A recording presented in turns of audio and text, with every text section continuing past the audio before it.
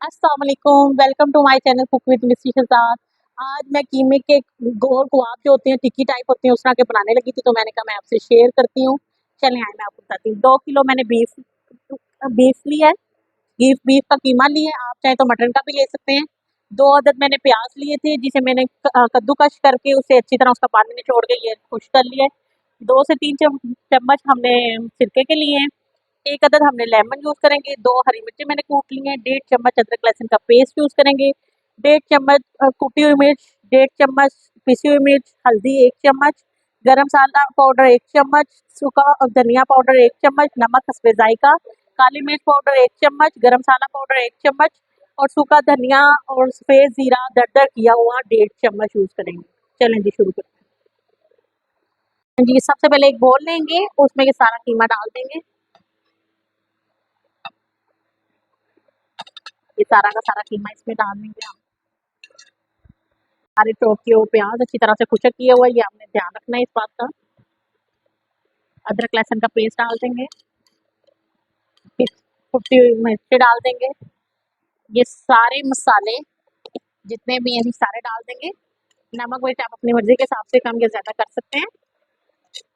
ये सारे मसाले डाल देंगे, हल्दी, ज़ीरा पाउडर, सूखा धनिया पाउडर, नमक, काली मिर्च पाउडर।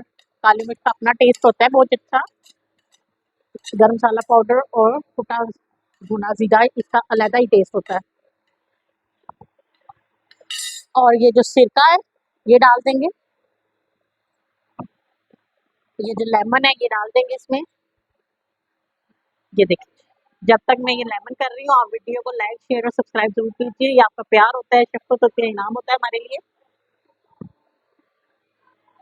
ये देखिए से ना आपने अच्छी तरह आटे की तरह गूंदना है, अच्छी तरह हाथ वॉश करके आपने आटे की तरह अच्छी तरह से गूंदना है। इसकी सबसे बड़ी ट्रिक यही है कि इसे आटे की तरह 5 मिनट लगा के अच्छी तरह दबा दबा के यानी यूं मार मार के ऐसे गूंदना होता है। ये इसकी बहुत बड़ी ट्रिक है, इसे अच्छी तरह से आप गूंदें। तो देखिए हमने अच्छी तरह से गूंद लिया है 5-7 मिनट लगा के। ये 1 अदद अंडा डालना है बाइंडिंग के लिए, हमने इसमें डाल देंगे और इसे भी अच्छी तरह से हम मिक्स कर लेंगे और इसे हम 30 मिनट के लिए मैरिनेट होने के लिए रखते हैं। मिक्स करके तो इसे हम मैरिनेट होने के लिए रखते हैं 30 मिनट के लिए कम से कम फ्रिज में। देखिए माशाल्लाह से ये मैरिनेट हो गया और इसको हम टिकिया बनाना शुरू करते हैं। उसे इस साइड से भी ग्रीस कर लेंगे और इस साइड से भी अच्छी तरह से ग्रीस कर लेंगे। अब यूँ लेंगे, यूँ लेंगे, पेड़ा सा बनाएंगे, यहाँ रखेंगे और ये देखिए यूँ करके इसे दबा लेंगे और बगैर मेहनत के पतली सी हमारी ये देखिए माशाल्लाह से तैयार है। ऐसे करके इसे उठा के हम अंदर डाल देंगे ग्रिल पैन में। और ये देखिए ग्रिल पैन ले लिया, इस पे 3 टेबलस्पून मैंने ऑयल डाला है। इस पे बिछाते जाएंगे हम, ऐसे करके इसे फैलाते रहेंगे, ये इकट्ठी होती जाएगी। ऐसे इस तरह से ये सारी करके हमने बिछा दी हैं। ये एक साइड से पक जाएंगी तो हम इसकी साइड चेंज करेंगे। ये देखेंगे यूँ करेंगे, इसकी साइड चेंज करेंगे, सबकी साइड एक दफ़ा चेंज करते जाएंगे। ये देखिए इसको ऐसे ऐसे दबाएंगे ताकि जो इसमें थोड़ा बहुत पानी है अंदर तक पक जाए और जो पानी है वो भी खुश्क होता जाए। ये देखिए ऐसे करके हम इसे निकालते जाएंगे सारों को और बाकी भी सारा हम ऐसे ही बनाते जाएंगे।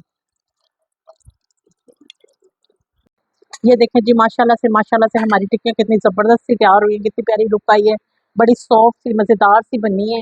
आप भी बनाइएगा, खाइएगा, इस्तेमाल कीजिएगा और मुझे बताइएगा ज़रूर कि आपको कैसी लगी है। वीडियो को लाइक शेयर और सब्सक्राइब ज़रूर कीजिएगा। इंशाअल्लाह ताला मैं मिलती हूँ आपको अपनी अगली वीडियो के साथ, तब तक के लिए अल्लाह हाफिज़।